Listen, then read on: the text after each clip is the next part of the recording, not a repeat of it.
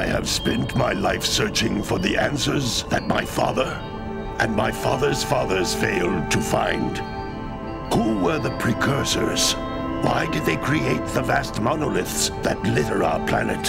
How did they harness eco, the life energy of the world? What was their purpose? And why did they vanish? I have asked the plants, but they do not remember.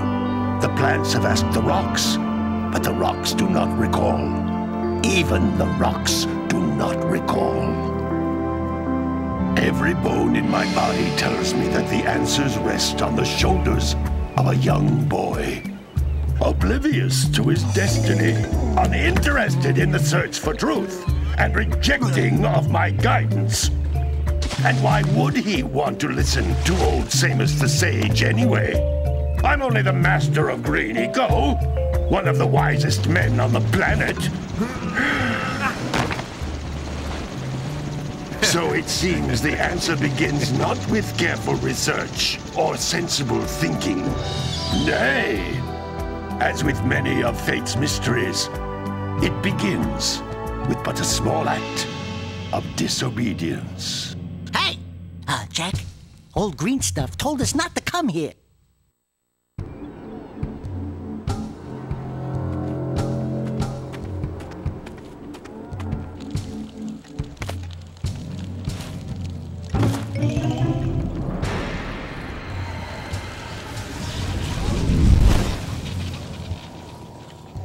Continue your search for artifacts and eco.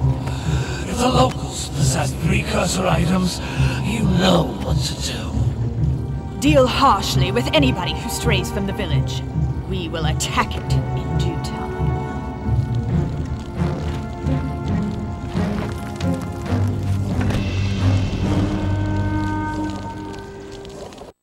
What are we doing here anyway, Jack? This place gives me the creeps.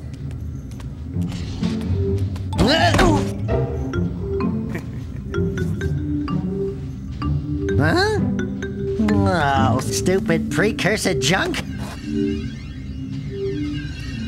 Eek! What is that dark ooze? It sure don't look friendly. The sage yaps on about the precursors that built this place all the time. Where did they go? Why did they build this crud? Now, I like precursor orbs and power cells as much as the next guy. But if you ask me, they must have been real losers. Wow! How did you do that? Jack, I think we're in trouble!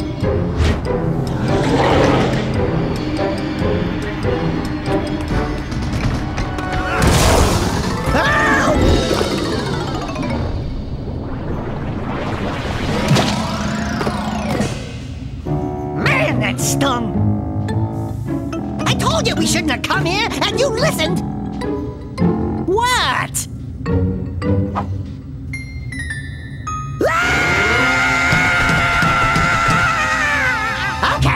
Okay. I'm fine.